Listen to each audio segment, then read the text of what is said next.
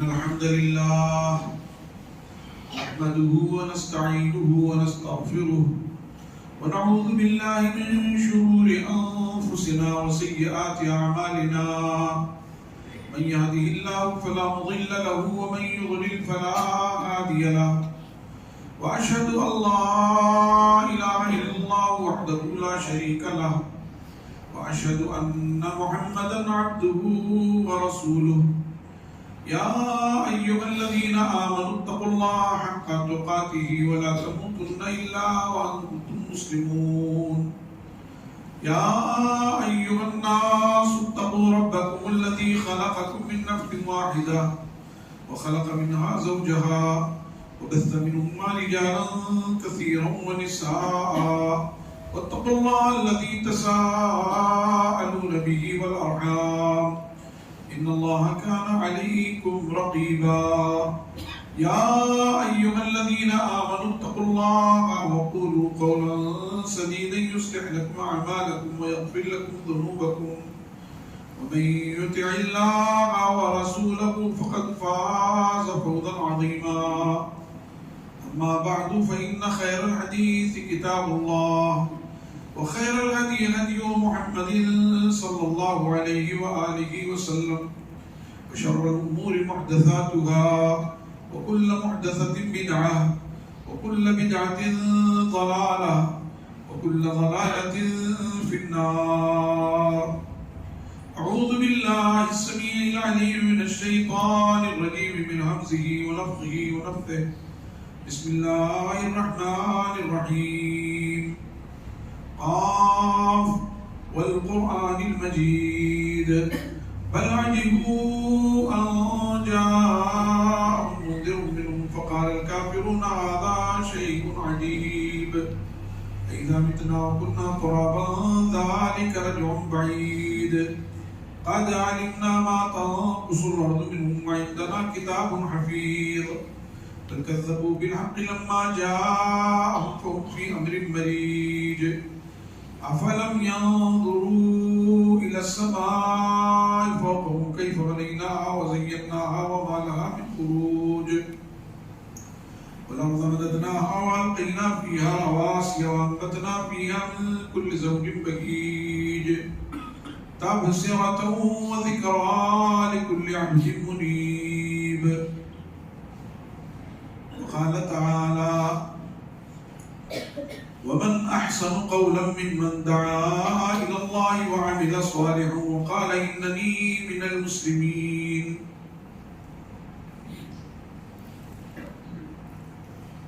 وقال والله يدعو إلى الجنة والمغفرة بإذنه.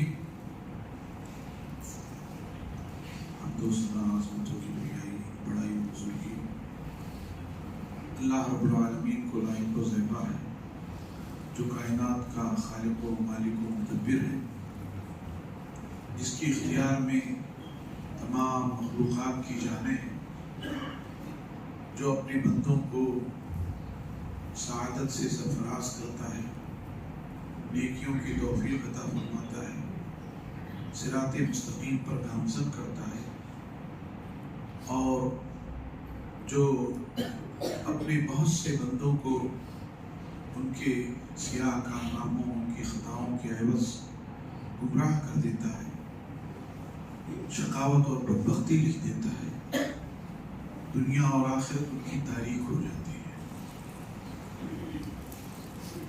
بے شمار صلاۃ و سلام نازل ہو تمام انبیاء کرام، بالخصوص نبی آخر الزمان جناب محمد رسول اللہ صلی اللہ علیہ وآلہ وسلم پر، جنہیں اللہ تبارک و تعالی نے پوری انسانیت کے لیے نبی اور رسول بنا کر بھیجا، جن کی نمایاں صفت یہ بیان فرمائی کہ آپ داعی وداعی الی اللہ بإذنہ وسراج منیر، آپ اللہ تعالیٰ کی طرف دعوت دینے والے ہیں اور سراج منیر، جو اس دعوت کو قبول کر لے اسے بشارت دینے والے ہیں، جو اس دعوت سے منہ موڑے اسے ڈرانے والے ہیں. تو رسول اللہ صلی اللہ علیہ وسلم کی مرکزی صفت جو بتائی گئی وہ آپ داعی. اسی لیے اللہ تعالیٰ نے فرمایا لقد من اللہ علی المؤمنین اذ بعث فیہم رسولا من انفسہم یتلو علیہم آیاتہ ویزکیہم ویعلمہم الکتاب والحکمہ وإن كانوا من قبل لفی ضلال مبین. یقین کہ اللہ تبارک و تعالیٰ نے اہل ایمان پر احسان عظیم فرمایا جبکہ انہی میں سے ایک رسول بھیجا تاکہ وہ ان پر ہماری آیات تلاوت کرے، ان کا تزکیہ نفس کرے، ان کو کتاب و حکمت کی تعلیم دے. یہ تینوں اعمال دعوت ہی سے متعلق ہے اور وہی انجام دے سکتا ہے جو داعی ہوگا. چنانچہ دعوت ایسا عظیم عمل ہے کہ جس کے ذریعے اللہ تبارک و تعالیٰ نے دعوت کے مشن سے وابستہ لوگوں کو سب سے اچھا انسان قرار دیا ہے، اور دعوت کے کام سے لگے ہوئے لوگوں کی بات کو اللہ تبارک و تعالیٰ نے سب سے اچھی بات کہا ہے. یہ اس لیے کہ دعوت اللہ کے ذریعے بھلائیوں کو فروغ ملتا ہے، دعوت اللہ کے ذریعے برائیوں کا قلع کما ہوتا ہے، دعوت اللہ کے ذریعے توحید عام ہوتی ہے، دعوت اللہ کے ذریعے شرک مرتا ہے اور شرک کا خاتمہ ہوتا ہے، دعوت اللہ کے ذریعے اسلامی تعلیمات معاشرے میں نافذ ہوتی ہے، دعوت اللہ کے ذریعے امن و شانتی اور بھائی چارہ کا ماحول بنتا ہے. گویا دعوت اللہ سب سے مقدس عمل ہے اور جو اس عمل سے وابستہ ہو جائے وہ سب سے مقدس انسان ہے. اسی لیے اللہ تعالیٰ نے فرمایا وَمَنْ أَحْسَنُ قَوْلًا مِّمَّنْ دَعَا إِلَى اللَّهِ وَعَمِلَ صَالِحًا وَقَالَ إِنَّنِي مِنَ الْمُسْلِمِينَ. اس شخص سے بڑھ کر اچھی بات اور کس کی ہو سکتی ہے جو اللہ تبارک و تعالیٰ کی طرف بلائے اور ساتھ ہی ساتھ نیک کام کرے اور اپنے قول اور فعل سے، اپنی زبان سے اور اپنے عمل سے یہ ثابت کرے اور کہے کہ میں مسلمانوں میں سے. اس شخص سے بڑھ کر اچھی بات اور کسی کی نہیں ہو سکتی. دعوت کے لغوی معنی ہے بلانا، پہنچانا. آدمی برائی کی بھی دعوت دے سکتا ہے، بھلائی کی بھی دعوت دے سکتا ہے، اتحاد کی بھی دعوت دے سکتا ہے، انتشار کی دعوت بھی دے سکتا ہے، اکیلے اللہ کی عبادت کی دعوت دے سکتا ہے، نہ جانے کتنے معبودان باطلہ کی عبادت کی دعوت دے سکتا ہے. تو دعوت تو ایک عام لفظ ہے، لیکن سب سے اچھا عمل کیا ہے؟ دعوت اللہ ہے.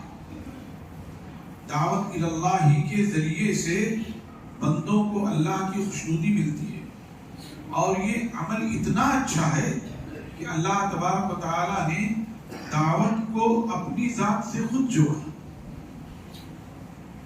اللہ نے فرمایا واللہ یدعو الی دار السلام. اللہ ہی ہے جو تمہیں دار السلام کی طرف دعوت دیتا ہے، اور دار السلام سے مراد بالاتفاق جنت ہے. اللہ جنت کی طرف دعوت دیتا ہے جہاں سلامتی ہی سلامتی ہے، خیر ہی خیر ہے، بھلائی ہی بھلائی ہے.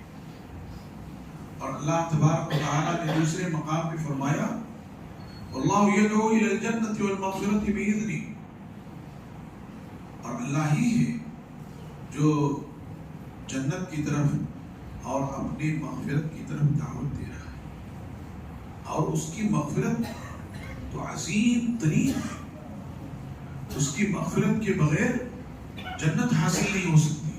اسی لیے پہلے جنت کا تذکرہ کیا، اور جب جنت کی اشتہا اور خواہش اور تڑپ بندوں میں پیدا ہوئی تو پھر اس کے دخول کا سامان بھی کر دیا کہ جنت میں وہی داخل ہو سکتا ہے جس کی مغفرت ہو جائے، جسے اللہ تبارک و تعالی بخش دے۔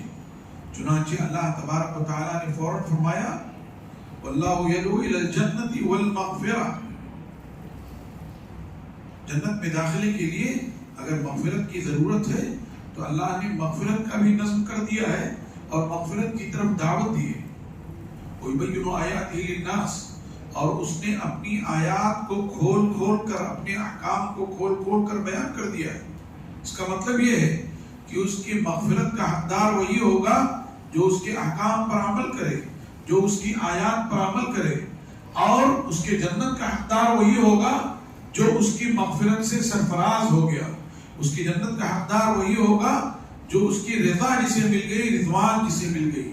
اسی لیے اللہ تعالیٰ نے فرمایا وَرِضْوَانٌ مِّنَ اللَّهِ أَكْبَرُ، اور اللہ تبارک و تعالیٰ کی رضا ان سب سے بڑھ کر ہے، سب سے بڑھ کر ہے اللہ کی رضا۔ چنانچہ اللہ کے رسول صلی اللہ علیہ وسلم فرماتے ہیں کہ جب جنتی جنت میں چلے جائیں گے اور جہنمی جہنم میں چلے جائیں گے، اللہ تبارک و تعالی جنتیوں کو پکارے گا اور پوچھے گا کچھ اور باقی رہا؟ کہیں گے اللہ تو نے تو سب کچھ دے دیا، جو ہم سوچ نہیں سکتے تھے وہ سب کچھ دے دیا، اب کیا باقی رہا؟ اللہ فرمائے گا بھی باقی ہے، اور وہ اپنا دیدار کروائے گا اور فرمائے گا وَحِلُّ عَلَيْكُمْ رِضْوَانِ فَلَا أَسْخَطُ أَبَدًا، میں تم پر اپنی رضا کو حلال کر دیتا ہوں، اب تم سے کبھی بھی غصہ نہیں ہو سکتا۔ تو جنتیوں کو ایسا لگے گا کہ اس سے پہلے جو کچھ ملا تھا وہ ہچ ہو گیا، غائب ہو گیا۔ اللہ کی دیدار کا جو سرور اور اللہ کی دیدار سے جو فرحت اور انبساط اور خوشی نصیب ہوگی وہ، اور پھر اللہ کا یہ کہہ دینا کہ میں تم سے ہمیشہ ہمیشہ کے لیے خوش ہو گیا، اب کبھی تم سے ناراض نہیں ہوں گا، یہ ایسا انعام ہوگا کہ جنت میں اس سے پہلے جو کچھ بھی ملا ہوا ہے وہ سب ان کو ہیج کر دیں گے۔ تو اللہ تعالیٰ نے اسی مغفرت کی طرف دعوت دی۔ دعوت کا عمل اتنا مقدس ترین عمل ہے کہ اسی دعوت کی بنیاد پر امت مسلمہ خیر امت ہے، امتوں میں سب سے آخری امت ہے۔ یہود کو بھی ان کے زمانے میں یہ کہا گیا کہ تم اچھی امت ہو، یا بنی اسرائیل اذکروا نعمتی التی انعمت علیکم وانی فضلتکم علی العالمین، میں نے تمہیں جہان والوں پر فضیلت دے دی۔ اس وقت جتنی امتیں، جتنے افراد تھے، ان پر بنی اسرائیل کو فضیلت دے دی، موقت عارضی، اس لیے کہ ان کے نبی موسیٰ علیہ السلام والتسلیم جو ہمارے بھی نبی ہیں، ان کی رسالت وقتی تھی۔ رسول اللہ صلی اللہ علیہ وسلم کے سوا جتنے بھی انبیاء گزرے ان کی رسالتیں وقتی تھی، جب کوئی دوسرا نبی آ گیا تو ان کی رسالتیں منسوخ ہو گئی، اس نبی تک بات آ گئی۔ اور رسول اللہ صلی اللہ علیہ وسلم کے سوا جتنے بھی انبیاء مبعوث ہوئے ان کی رسالتیں محدود علاقے تک تھی، محدود افراد تک تھی، کچھ علاقوں تک اور کچھ قوموں تک تھی۔ یہ رسول اللہ صلی اللہ علیہ وسلم کا امتیاز ہے کہ آپ کی رسالت زمان و مکان سے حدود و قیود سے پاک ہے۔ آپ کی رسالت میں حدود نہیں، پوری دنیا آپ کے رسالت کے تابع ہے، اور کوئی زمانہ نہیں، آپ کی بعثت سے لے کر کے قیامت تک صرف اور صرف آپ ہی کی رسالت، صرف اور صرف آپ ہی کی تعلیمات، صرف اور صرف آپ ہی کی شریعت، صرف اور صرف آپ کے سنن مطہرہ، بس اس کے سوا اور کچھ نہیں۔ اور رسول اللہ صلی اللہ علیہ وسلم کی بعثت کے بعد پھر کوئی نبی آنے والا نہیں، اس لیے آپ کی لائی ہوئی شریعت کامل و مکمل ہے، آپ کی لائی ہوئی تعلیمات مکمل زمانے کا اور ماحول کا اور جگہ کا ساتھ دیتی ہے۔ جب یہ معاملہ ہے تو یہ ہوا کہ اب یہ دعوت ہونی ہی چاہیے. جب کوئی اور شریعت نہیں آ سکتی، کوئی اور نظام نہیں آ سکتا، کوئی اور تعلیم نہیں آ سکتی، تو گویا یہ یونیورسل ہے، یہ لازمی ہے، یہ مستقل ہے. تو اب اس تعلیم کو عام ہونا چاہیے. چنانچہ رسول اللہ صلی اللہ علیہ وسلم کو حکم ہوا، یا ایھا المدثر قم فانذر، اے گھبرا کر چادر اوڑھنے والے، لیٹنے سے کام نہیں چلے گا. قم فانذر، کھڑے ہو جاؤ اور لوگوں کو ڈراؤ، لوگوں کے سامنے شرک کی مذمت بیان کرو، لوگوں کے سامنے توحید کی فضیلت بیان کرو. آگے کہا وانذر عشیرتک الاقربین، اپنے قریبی لوگوں کو ڈراؤ، جو قرابت دار ہیں، رشتہ دار ہیں، ان کو ڈراؤ. آگے کہا گیا وَإِن لَّمْ تَفْعَلْ فَمَا بَلَّغْتَ رِسَالَتَهُ، اے نبی صلی اللہ علیہ وسلم، اگر آپ نے اللہ کے پیام کو اللہ کے بندوں تک نہیں پہنچایا تو گویا آپ نے رسالت کا حق ادا نہیں کیا. بات بات کو پر آپ کو تاکید کی گئی. وَأَنزَلْنَا إِلَيْكَ الذِّكْرَ لِتُبَيِّنَ لِلنَّاسِ مَا نُزِّلَ إِلَيْهِمْ، ہم نے آپ پر ذکر اس لیے نازل کیا ہے تاکہ آپ لوگوں کے لیے کھول کھول کر بیان کر دیں جو کچھ ان کے لیے اتارا گیا ہے. یہ نصوص اس بات پر دلالت کرتی ہیں کہ جناب محمد رسول اللہ صلی اللہ علیہ وآلہ وسلم پر دعوت فرض تھی، اور پھر آپ کے بعد آپ کی امت پر یہ دعوت فرض ہے. العلماء ورثۃ الانبیاء وانما لم يورثوا دینارا ولا درہما بل ورثوا العلم ومن اخذه اخذ بحظ وافر او كما قال علیہ السلام. علماء انبیاء کے وارث ہیں. علماء سے مراد یہی نہیں لمبا کرتا پہن لیا، ٹخنے سے اوپر پاجامہ پہن لیا، ٹوپی اوڑھ لی. ہاں ایک وضاحت ہے، ایک شعار ہے، اس میں کوئی شبہ نہیں. اور افراد اب بھی یہی چاہتے ہیں کہ ان کے علماء کسی نہج پر اسی انداز میں رہیں.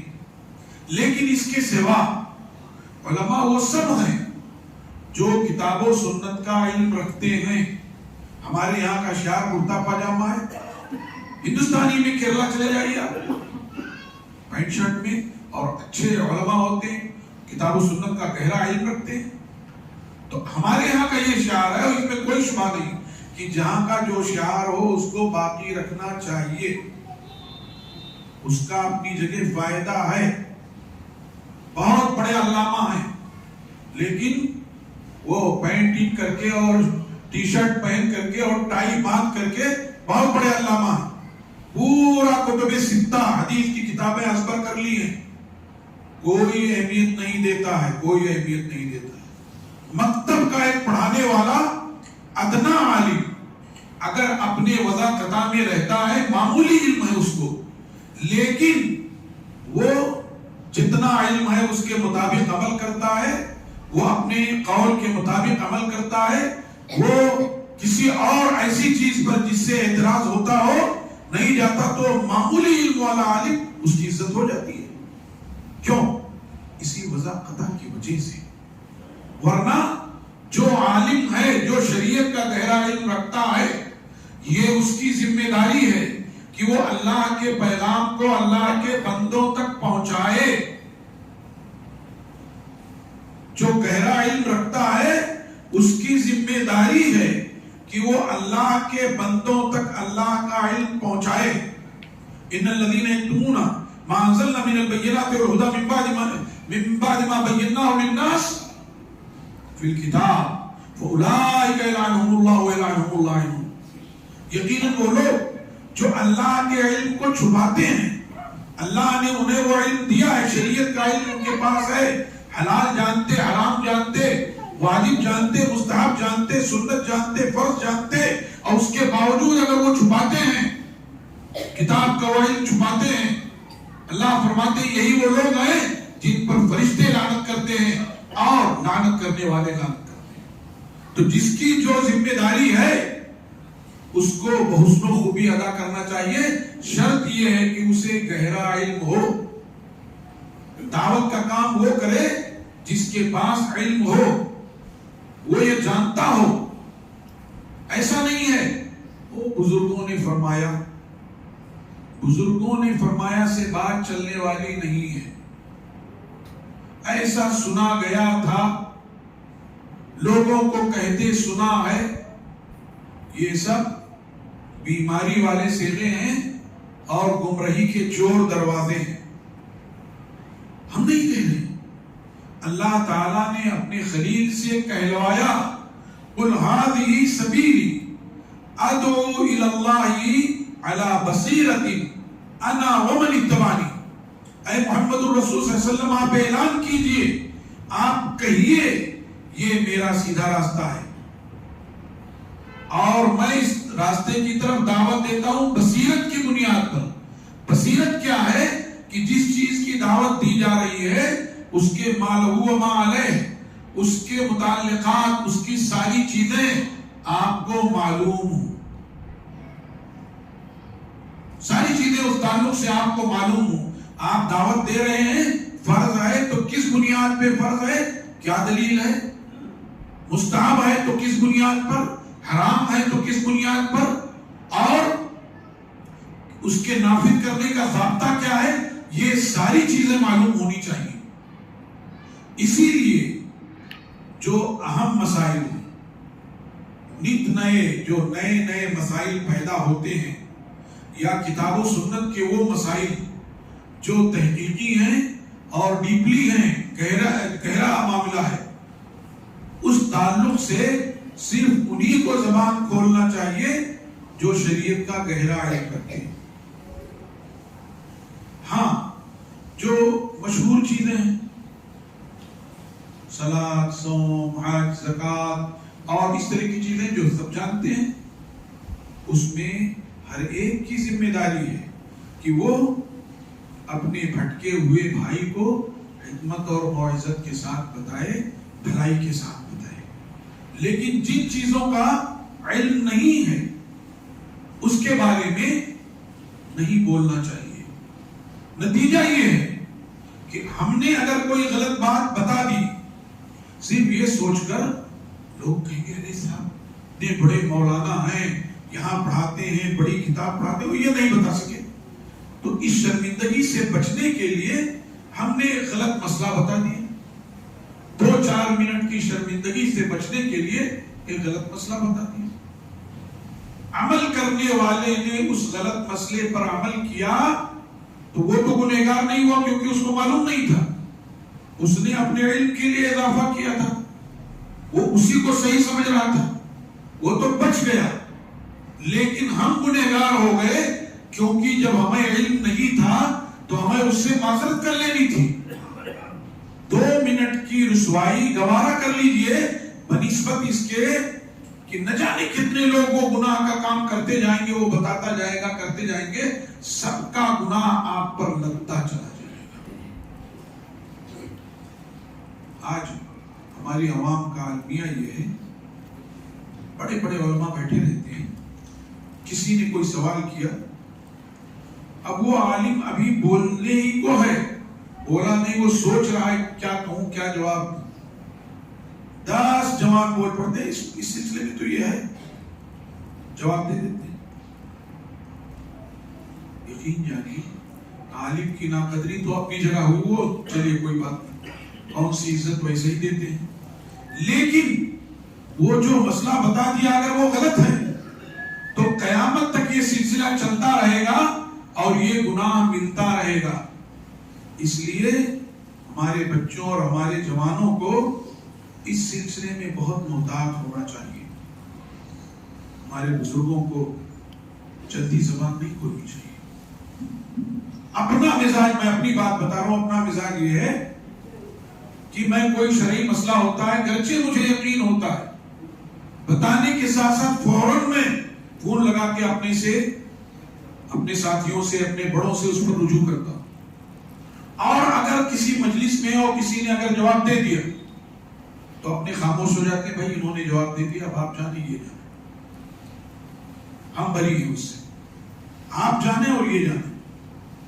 تو دعوت کے سلسلے میں ضروری ہے کہ آدمی یہ سمجھے کہ دعوت کس کو دینا چاہیے۔ اسے دینا چاہیے جس کا علم گہرا ہو، پختہ ہو، اس کو دعوت کا کام۔ اور جو مشہور اور معروف چیزیں ہیں اس میں سبھی لوگ شریک ہو سکتے ہیں۔ ایسے ہی دعوت بہت اچھے انداز میں، اچھے اسلوب میں، ادعو الی سبیل ربک بالحکمت والموعظۃ الحسنہ، اچھے انداز میں، لٹ مار نہیں۔ بہت سے لوگ لٹ مار انداز میں دعوت دیتے ہیں، ان کی دعوت مفید نہیں ہوتی۔ بسا اوقات جس کو انہوں نے دعوت دی ہے وہ برگشتہ ہو جاتا ہے، وہ ان سے منحرف ہو جاتا ہے، ہٹ جاتا ہے۔ ایسے ہی اس بات کی ضرورت ہے کہ داعی جس چیز کی دعوت دے رہا ہے اس کا عمل اس پر مضبوط ہو۔ یاد رکھیے، آج ہماری دعوت جو کارگر نہیں ہو رہی ہے اس کی بڑی وجہ یہ ہے کہ میں یہاں آپ سے خطاب کر رہا ہوں اور عملی طور پر میں کوتا ہوں، عملی طور پر ہمارا گھر کوتا ہے، ہماری اولاد کوتا ہے۔ نتیجہ یہ ہوگا کہ پھر ہماری دعوت کارگر نہیں ہو سکتی۔ اسی لیے جو آیت پڑھی گئی اس میں کیا کہا گیا؟ وَمَنْ أَحْسَنُ قَوْلًا مِّمَّنْ دَعَا إِلَى اللَّهِ وَعَمِلَ صَالِحًا وَقَالَ إِنَّنِي مِنَ الْمُسْلِمِينَ۔ اس شخص سے بڑھ کر اچھی بات اور کس کی ہو سکتی ہے جو اللہ کی طرف بلائے اور نیک کام کرے۔ خود دعوت دینے والا خود نیک کام کر رہا، وقال اننی من المسلمین، اور کہے کہ میں مسلمانوں میں سے ہوں۔ تو میرے بھائیوں اور دوستوں، دعوت کا عمل انتہائی مقدس عمل ہے، اپنے آپ کو اس سے جوڑے رکھنا چاہیے۔ ہم جو یہاں اتنے لوگ موجود ہیں کوئی اس سے بری نہیں ہے، ٹھیک ہے، میں نے ابھی کہا کہ جو دقیق علمی مسائل ہوں، نئے نئے مسائل اٹھ رہے ہیں، اس پہ آپ نہ بولیے، لیکن جو روزمرہ کی چیزیں ہیں، جھوٹ گناہ ہے، چوری گناہ ہے، غیبت گناہ ہے، یہ ہم میں سے ہر آدمی جانتا ہے۔ آپ کے سامنے جب اس طرح کی چیز ہو تو آپ فوراً روکیے، یہی دعوت ہے، آپ روکیے اس پر۔ جو مشہور اور معروف چیزیں ہیں جنہیں آپ جانتے ہیں اس کے مطابق کہنا، سمجھانا، بولنا، یہ ہمیں سے ہر ایک کی ذمہ داری ہے۔ لیکن جن چیزوں کا ہمیں علم نہیں، جو گہرے علم کی متقاضی ہیں، ان میں احتیاط کی ضرورت ہے۔ اور ساتھ ہی ساتھ یہ ضروری ہے کہ جس چیز کی ہم دعوت دے رہے ہیں عملی طور پر ہم اس میں خود مضبوط ہوں۔ اور نتیجہ یہ ہے کہ پہلے دعوت کا عمل اپنی ذات پر ہو، پھر اپنی اولاد پر، اپنے گھر والوں پر، پھر اپنے پڑوسیوں اور خیش و اقارب اور رشتہ داروں پر، پھر اپنی آبادی پر۔ یہ ترتیب ہے اس کی، درجہ بدرجہ یہ ترتیب ہے۔ اس ترتیب کے ساتھ اگر دعوت کا کام کیا جائے، آج بھی دنیا امن و شانتی کا گہوارہ بنے گی، آج بھی دنیا بھلائیوں کا مجموعہ بنے گی، آج بھی دنیا سے برائیوں کا خاتمہ ہوگا۔ اور اسی دعوت کی بنیاد پر امت جناب محمد رسول اللہ صلی اللہ علیہ وآلہ وسلم کے بتائے ہوئے طریقے پر عمل کرتی ہے تو خیر امت ہے۔ ساری امتوں سے اس کو جو ممتاز کیا گیا اسی دعوت کی بنیاد پر۔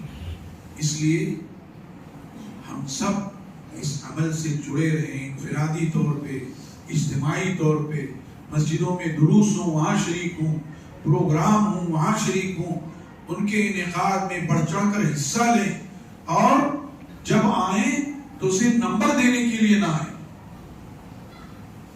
یہ بڑی بیماری ہے ہمارے ہاں، خاص طور سے ہمارے کوٹا بستی سدھارتھ نگر میں بڑے بڑے جلسے کرتے ہیں تو اس میں نمبر دینے والے بھی آتے ہیں، نمبر دیتے ہیں، کس کی اچھی رہی؟ میرے بھائی، باتیں سب نے کہیں قرآن و حدیث کی، عمل کر لو تو سب کی اچھی رہی، عمل نہ کرو تو کسی کی اچھی نہیں رہی۔ تو جب آئیں عمل کا جذبہ لے کر آئیں. یقین جانیں جب آپ لوٹیں گے تو آپ کا مقام بلند ہوگا. اللہ سے دعا ہے اللہ تعالی ہم سب کو صحیح معنوں میں دعوت کے مقدس عمل سے جوڑ دے. دعوت کے جو تقاضے ہیں ان کو پورا کرنے کی توفیق عطا فرما دے. داعی کی جو صفات ہیں وہ صفات ہمارے اندر پیدا کر دے.